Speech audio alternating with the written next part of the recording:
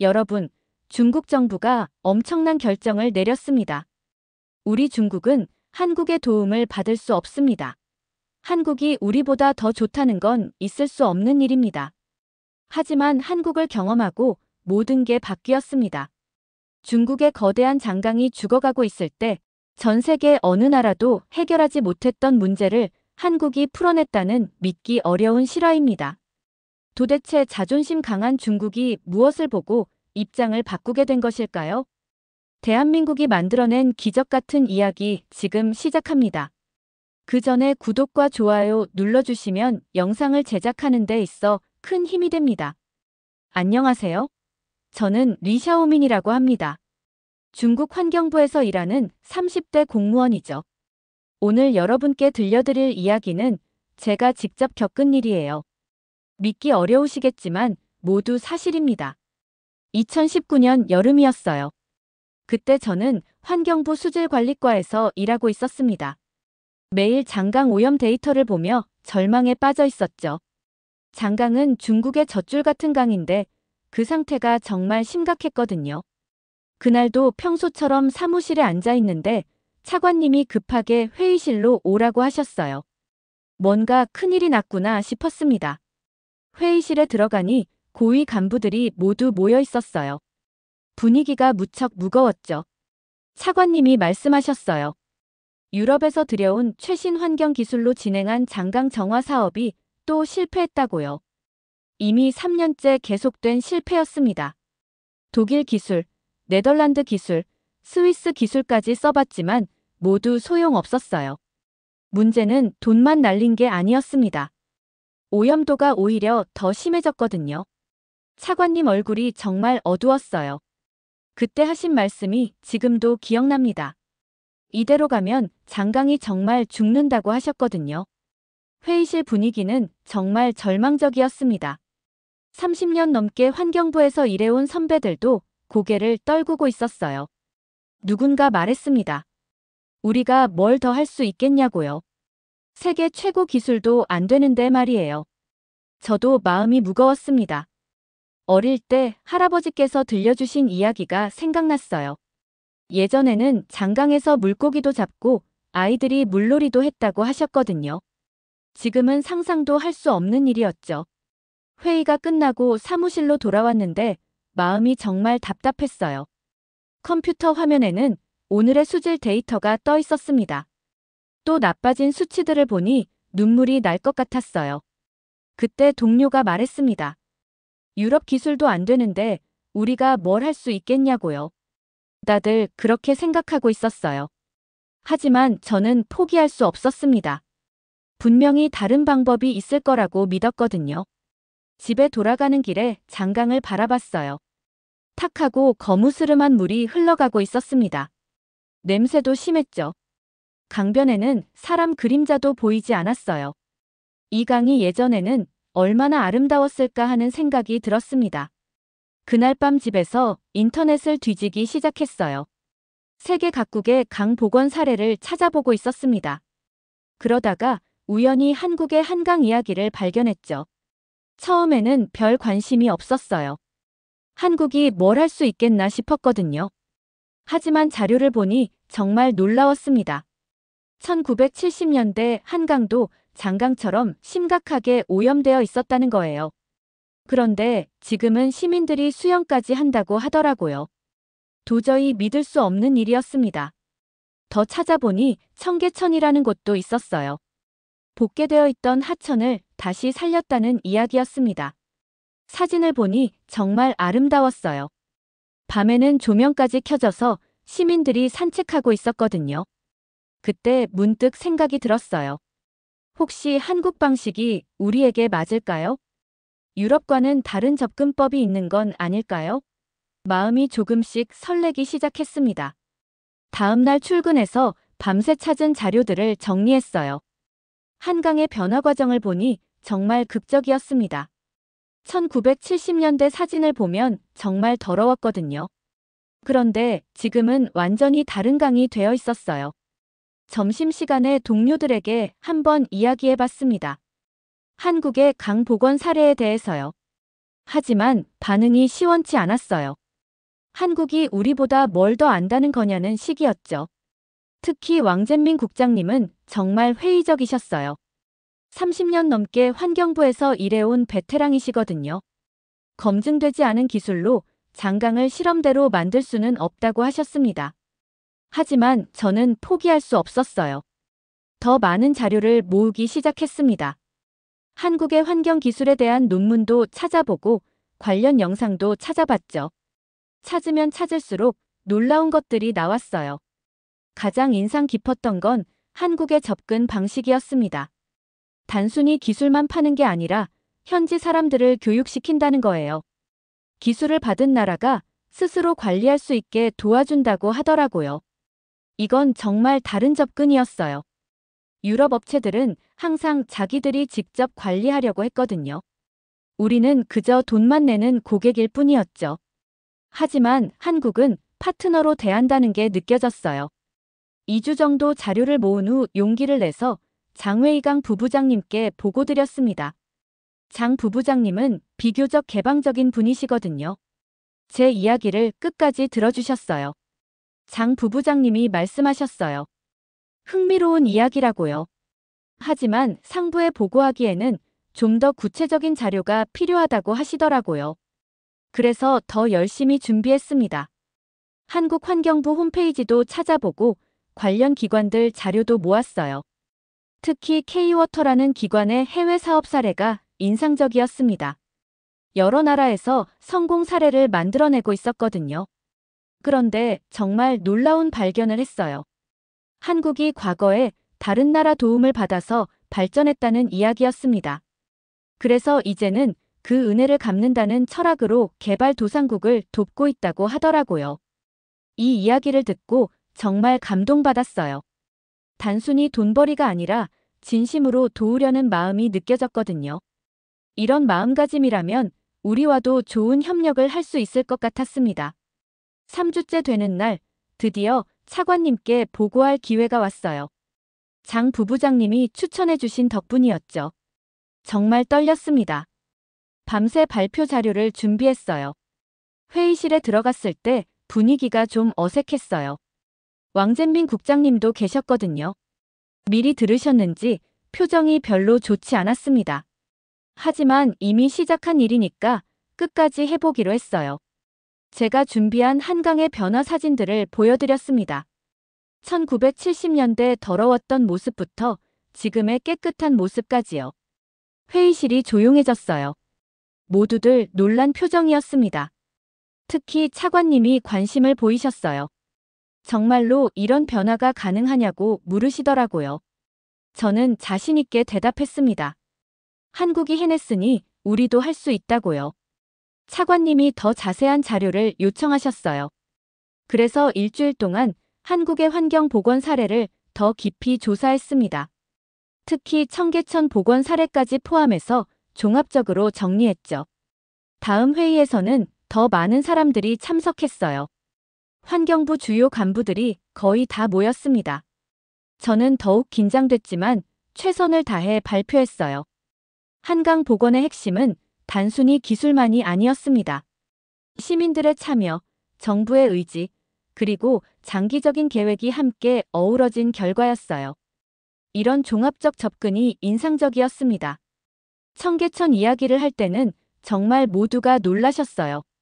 도심 한복판에서 복개된 하천을 다시 살렸다는 게 믿기 어려웠나 봐요. 사진을 보여드리니 탄성이 나왔습니다. 장 부부장님이 질문하셨어요. 한국의 기술이 우리 상황에도 적용 가능한지 궁금하다고 하시더라고요. 저는 준비해간 자료를 보여드렸습니다. 한국이 동남아시아에서 성공한 사례들이었어요. 특히 베트남에서의 성공 사례가 인상적이었어요. 베트남도 우리처럼 큰 강이 있거든요. 메콩강 지류 정화에 한국 기술이 큰 역할을 했다고 하더라고요. 왕젠민 국장님이 여전히 회의적이셨지만 다른 분들은 점점 관심을 보이기 시작했어요. 특히 한국의 철학이 인상적이라고 하셨습니다. 기술만 파는 게 아니라 사람을 키운다는 점 말이에요. 차관님이 중요한 질문을 하셨어요.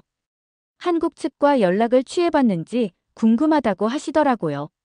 사실 아직 그런 단계는 아니었지만 관련 기관들의 연락처는 파악해뒀다고 말씀드렸습니다. 그때 장 부부장님이 좋은 제안을 해주셨어요. 한국환경부에 공식적으로 문의해보는 게 어떠냐고 하시더라고요. 우리의 상황을 설명하고 협력 가능성을 타진해보자고 하셨습니다. 회의 분위기가 점점 좋아지고 있었어요. 처음에는 회의적이었던 분들도 하나둘 관심을 보이기 시작했거든요. 한국의 성공 사례가 정말 인상적이었나 봐요. 하지만 왕젠민 국장님은 여전히 조심스러운 입장이셨어요. 검증되지 않은 기술로 큰 프로젝트를 진행하기에는 위험이 크다고 하셨습니다. 이해할 만한 우려였어요. 차관님이 결론을 내리셨어요. 일단 한국 측과 예비 접촉을 해보자고 하시더라고요. 공식적인 건 아니고 탐색적인 수준에서 말이에요. 저에게 그 역할을 맡겨주셨습니다. 정말 기뻤어요. 드디어 구체적인 행동을 시작할 수 있게 된 거니까요. 그날 밤 집에 가서 한국환경부 홈페이지를 다시 자세히 살펴봤습니다. 국제협력 담당 부서를 찾아서 이메일을 보냈어요. 정중하게 우리 상황을 설명하고 협력 가능성에 대해 문의했습니다. 답장이 올까 정말 궁금했어요. 놀랍게도 이틀 만에 답장이 왔어요. 한국환경부 국제협력과에서 보낸 메일이었습니다. 우리의 문의에 관심이 있다며 더 자세한 이야기를 나누고 싶다고 하더라고요. 한국 측에서 온 긍정적인 답장을 보고 드리니 분위기가 한층 달라졌어요. 차관님도 만족스러워하셨고 장 부부장님은 정말 기뻐하셨습니다. 하지만 모든 사람이 같은 생각은 아니었어요. 왕젠민 국장님이 강하게 반대 의견을 표명하셨습니다. 아직 검증도 안 된 기술로 장강을 실험대로 만들 수는 없다고 하시더라고요. 30년 경력의 무게가 느껴지는 말씀이었어요. 국장님 말씀도 일리가 있었어요. 장강은 정말 중요한 강이거든요. 중국 경제의 핵심이고 6억 명이 의존하고 있는 생명선이니까요. 함부로 실험할 수는 없는 일이었습니다. 하지만 저는 포기할 수 없었어요. 지금까지의 방법으로는 해결이 안 된다는 게 명확했거든요. 유럽 기술로 3년간 시도했지만 모두 실패했잖아요. 새로운 접근이 필요한 시점이었습니다. 그날 오후 왕젠민 국장님 사무실로 찾아갔어요. 조심스럽게 제 생각을 말씀드렸습니다. 한국 기술을 바로 적용하자는 게 아니라 일단 검토라도 해보자고요. 국장님이 한숨을 쉬시며 말씀하셨어요. 젊은 사람들은 항상 성급하다고요. 환경사업은 신중해야 한다고 하시더라고요. 한번 잘못되면 돌이킬 수 없다는 말씀이었습니다. 그 말씀을 듣고 제가 답답해하고 있을 때 장 부부장님이 중재에 나서주셨어요. 두 의견 모두 타당하다며 절충안을 제시하셨습니다. 한국에 실사단을 보내보자는 거였어요. 실사단을 보내서 직접 확인해보면 어떻겠냐고 하셨어요. 한국의 기술을 직접 보고 담당자들과 만나서 이야기를 들어보자고 하시더라고요. 그 후에 결정을 해도 늦지 않다고요. 왕젠민 국장님도 이 제안에는 동의하셨어요. 직접 보고 판단하는 건 나쁘지 않다고 하시더라고요. 다만 조건이 있었습니다. 만약 실망스럽다면 이거는 완전히 포기하자는 거였어요. 차관님께 보고드리니 실사단 파견을 승인해 주셨어요. 멤버는 차관님, 장 부부장님, 왕젠민 국장님, 그리고 저였습니다. 정말 기대되면서도 긴장됐어요. 한국환경부에 공식적으로 실사단 방문을 요청했습니다. 빠른 시일 내에 답장이 왔어요. 환영한다며 최선을 다해 안내하겠다고 하더라고요. 정말 친절한 느낌이었습니다. 실사단 준비를 하면서 여러 가지 질문들을 정리했어요. 기술적인 것들은 물론이고 비용이나 기간, 사후 관리 방법까지 꼼꼼히 적었습니다. 특히 왕젠민 국장님이 준비하신 질문들은 정말 날카로웠어요. 30년 경험에서 나오는 핵심적인 질문들이었거든요. 한국 측에서 어떻게 답변할지 궁금했습니다. 출발 전날 밤에는 잠이 오지 않았어요. 정말 많은 것이 걸린 여행이었거든요. 만약 한국에서 실망스러운 결과가 나온다면 제 제안은 완전히 묻힐 수도 있었어요. 하지만 한편으로는 자신이 있었어요. 지금까지 조사한 자료들을 보면 한국의 환경 기술은 정말 뛰어났거든요. 분명히 좋은 결과가 있을 거라고 믿었습니다. 공항으로 향하는 차 안에서 동료들의 표정을 살펴봤어요. 차관님은 진지하셨고 장 부부장님은 기대감이 보였습니다. 왕젠민 국장님은 여전히 회의적인 표정이셨어요. 인천공항에 도착했을 때 한국환경부 담당자들이 마중 나와 있었어요. 정말 친절하게 인사해 주시더라고요. 첫인상부터 좋았습니다. 유럽 출장 때와는 분위기가 완전히 달랐어요. 서울로 이동하는 버스 안에서 한국 담당자가 일정을 설명해 주셨어요. 한강 현장 시찰, 청계천 방문, 그리고 K워터 본사에서 기술 설명회를 듣는 일정이었습니다. 첫 번째로 간 곳은 한강이었어요. 여의도 공원 근처였는데 정말 놀라웠습니다. 강물이 정말 깨끗했거든요. 시민들이 산책하고 있고 아이들이 뛰어놀고 있었어요. 한국 담당자가 설명해 주시는데 이 강이 예전에는 정말 더러웠다고 하더라고요. 1970년대 사진을 보여주시는데 정말 믿기 어려웠어요. 지금과는 완전히 다른 모습이었거든요. 왕젠민 국장님이 질문하셨어요. 정말로 이런 변화가 가능한지 의심스럽다고 하시더라고요. 한국 담당자가 웃으며 대답했습니다. 저희도 처음에는 불가능하다고 생각했다고요. 그러면서 한강 복원의 핵심 철학을 설명해 주셨어요. 단순히 기술만으로는 안 된다는 거였습니다. 시민의식 개선, 제도 정비, 지속적인 관리가 함께 이루어져야 한다고 하시더라고요. 점심 후에는 청계천을 방문했어요. 정말 놀라운 곳이었습니다. 도심 한복판에 이런 아름다운 하천이 있다니 믿기 어려웠어요. 복개되어 있던 곳을 다시 살렸다는 게 정말 대단했습니다. 차관님이 감탄하시며 말씀하셨어요. 이런 발상은 정말 창의적이라고요. 우리도 배울 점이 많다고 하시더라고요. 저는 정말 뿌듯했어요. 제 제안이 옳았다는 확신이 들었거든요. 둘째 날에는 K워터 본사를 방문했어요. 여기서 정말 자세한 기술 설명을 들을 수 있었습니다. 한국의 물 관리 기술이 어떻게 발전해 왔는지 차근차근 설명해 주시더라고요. 가장 인상 깊었던 건 해외 사업 사례들이었어요. 라오스, 베트남, 필리핀 등에서 성공한 프로젝트들을 보여주셨습니다. 각 나라의 특성에 맞게 기술을 적용했다는 점이 인상적이었어요. 왕젠민 국장님이 핵심 질문을 하셨어요. 장강 같은 대형 하천도 정말 복원이 가능한지 궁금하다고 하시더라고요. 한국 전문가가 자신 있게 대답했습니다. 장강은 분명히 복잡한 프로젝트가 될 거라고 하시더라고요. 하지만 불가능한 건 아니라고 했습니다. 단계적으로 접근하면 충분히 가능하다고 확신을 보여주셨어요. 저는 그때 한국 전문가의 표정을 잊을 수 없어요. 정말 진심으로 도우려는 마음이 느껴졌거든요. 돈벌이로만 생각하는 게 아니라 진짜 파트너로 생각하고 있다는 게 전해졌습니다. 셋째 날에는 실제 정수장을 방문했어요. 최신 기술들이 적용된 현장이었습니다. 자동화 시스템도 정말 인상적이었고 무엇보다 운영하는 한국 직원들의 전문성이 느껴졌어요. 그분들이 말씀하시는데 이 모든 기술을 중국에 전수해 줄 수 있다고 하더라고요. 단순히 장비만 파는 게 아니라 운영 기술까지 모두 가르쳐 준다는 거였습니다. 마지막 날 한국환경부에서 공식 회의를 가졌어요. 한국 측에서는 환경부 국장님과 K워터 사장님까지 참석해 주셨습니다. 정말 성의 있게 대해 주시는 느낌이었어요. 한국환경부 국장님이 말씀하셨어요. 중국의 장강 문제를 정말 심각하게 생각하고 있다고 하시더라고요. 한국도 과거에 같은 어려움을 겪었기 때문에 중국의 상황을 잘 이해한다고 했습니다. 그러면서 인상 깊은 말씀을 하셨어요. 한국도 예전에 선진국의 도움을 많이 받았다고 하시더라고요. 이제는 그 은혜를 갚을 때라고 생각한다고 하셨습니다.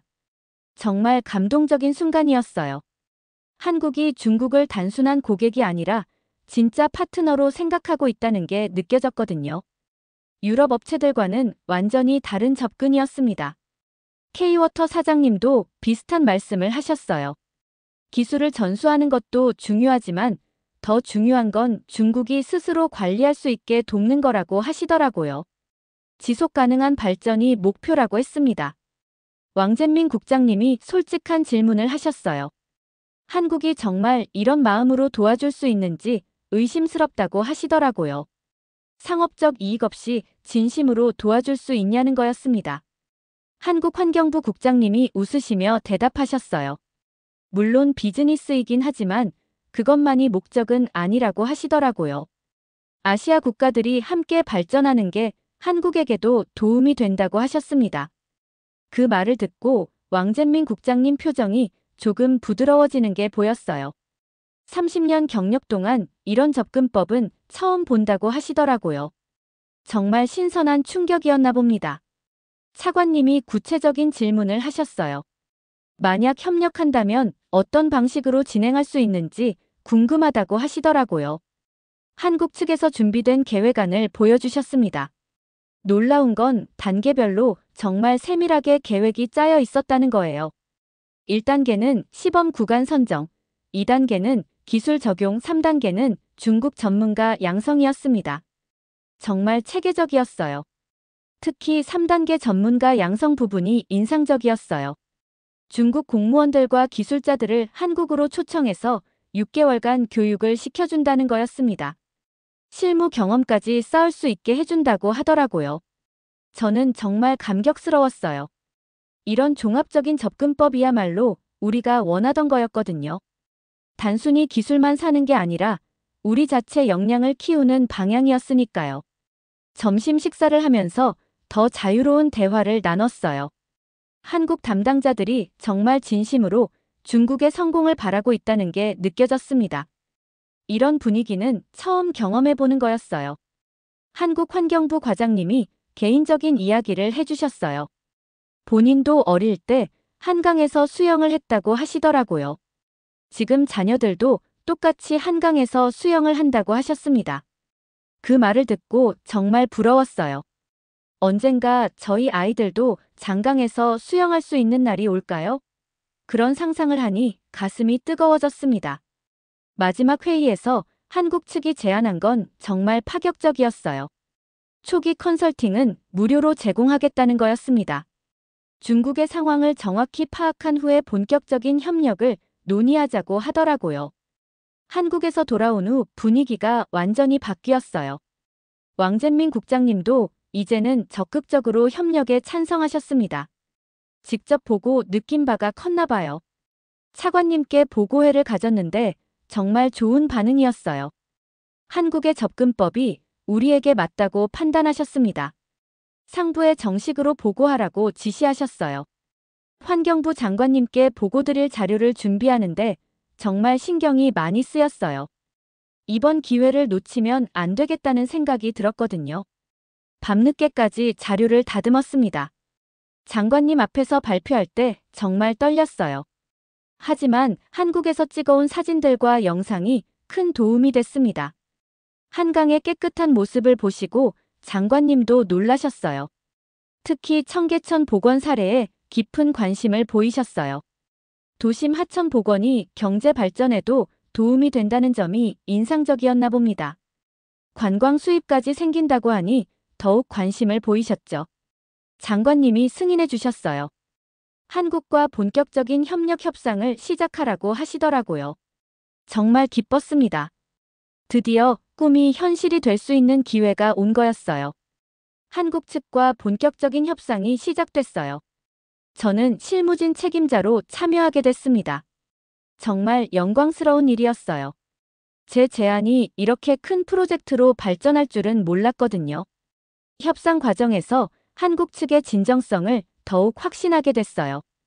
이익을 극대화하려고 하지 않더라고요. 오히려 중국의 상황을 고려해서 조건을 맞춰주려고 노력했습니다. 가장 감동적이었던 건 기술 이전 조건이었어요. 보통은 핵심 기술을 숨기는데 한국은 모든 기술을 공개하겠다고 했습니다.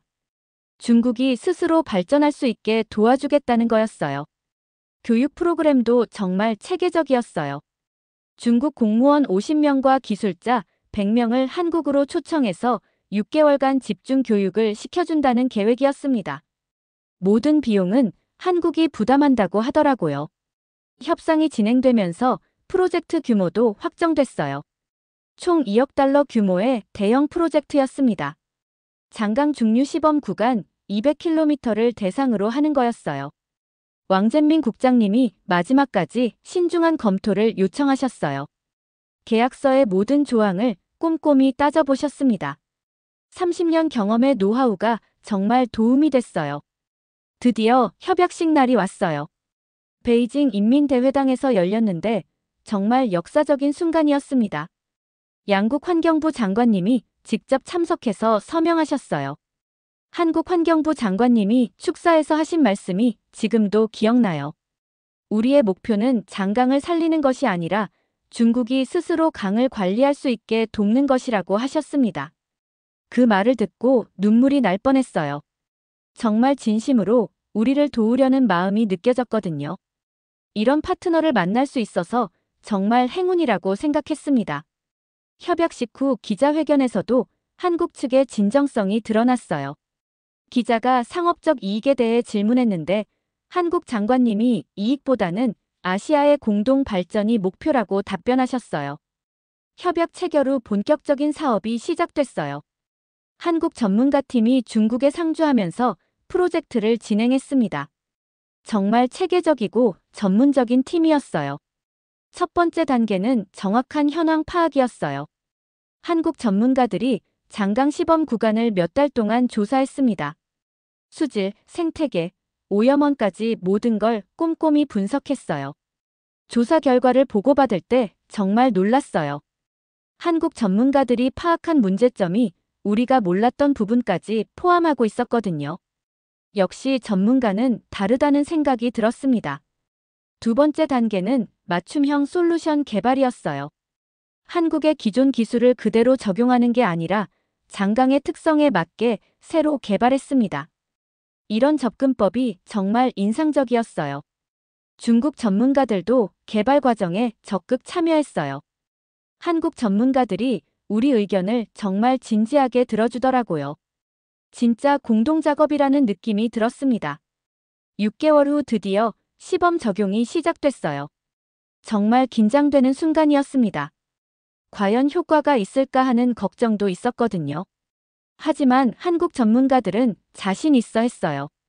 한 달 후 첫 번째 수질 검사 결과가 나왔어요. 정말 놀라운 변화였습니다.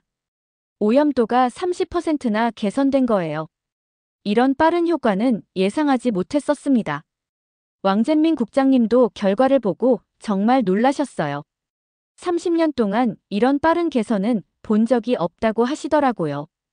한국 기술의 효과를 인정하지 않을 수 없었나 봐요. 3개월 후에는 더 놀라운 변화가 있었어요. 물고기들이 다시 돌아오기 시작한 거였습니다. 몇 년 동안 보지 못했던 물고기들이 시범 구간에서 발견됐어요. 가장 감동적인 순간은 6개월 후였어요. 시범 구간 근처에서 아이들이 물놀이를 하는 모습을 본 거였습니다. 부모들도 안심하고 아이들을 물가에 데려왔더라고요. 한국에서 교육받고 돌아온 중국 전문가들의 활약도 대단했어요. 이제는 한국 전문가들 도움 없이도 시스템을 운영할 수 있게 됐습니다. 정말 자랑스러웠어요. 1년 후 성과 발표회가 있었어요. 수질 개선 70%, 생태계 복원 80%라는 놀라운 결과였습니다. 참석한 모든 사람들이 박수를 쳤어요. 한국 프로젝트 총괄 책임자가 마지막 인사를 했어요. 이제 중국이 스스로 장강을 관리할 수 있다고 하시더라고요. 한국의 역할은 끝났다면서 정말 뿌듯해 하셨습니다. 저는 그 자리에서 감사 인사를 했어요. 한국 덕분에 불가능해 보였던 꿈이 현실이 됐다고 말씀드렸습니다. 정말 진심이었어요. 2년이 지난 지금 장강 시범 구간은 완전히 다른 모습이 됐어요. 깨끗한 물이 흐르고 시민들이 산책을 즐깁니다. 예전에 꿈꿨던 그 모습이 현실이 된 거예요. 더 중요한 건 이 성공 사례가 다른 지역으로 확산되고 있다는 거예요. 중국 전역에서 한국식 강 복원 사업을 요청하고 있습니다. 정말 놀라운 변화의 시작이었어요. 지금 저는 환경부 국장으로 승진해서 전국강 복원 사업을 총괄하고 있어요. 그때 용기 내서 한국을 제안한 게 제 인생을 바꿔놓았습니다. 얼마 전 한국 전문가들을 다시 만났어요. 그분들이 말씀하시는데 중국의 성공 사례가 다른 나라에도 영감을 주고 있다고 하더라고요. 정말 뿌듯한 일이었습니다. 지금도 장강변을 지날 때마다 그때를 생각해요. 한국이라는 새로운 가능성을 제시했던 그 순간 말이에요. 때로는 작은 용기가 큰 변화를 만들어낼 수 있다는 걸 배웠습니다. 한국과 중국의 협력은 지금도 계속되고 있어요. 이제는 우리가 동남아시아 국가들을 도와주는 역할도 하고 있습니다. 받은 사랑을 다시 나누는 거죠. 장강을 살린 것은 한국의 기술이었지만 그보다 중요한 건 진심이었어요. 진심으로 도우려는 한국의 마음이 이 모든 기적을 만들어낸 거라고 생각합니다. 오늘의 이야기 어떠셨나요? 여러분의 생각이나 경험을 댓글에 남겨주세요. 이 영상이 마음에 드셨다면 구독과 좋아요 부탁드릴게요. 다음 영상에서 만나요. 감사합니다.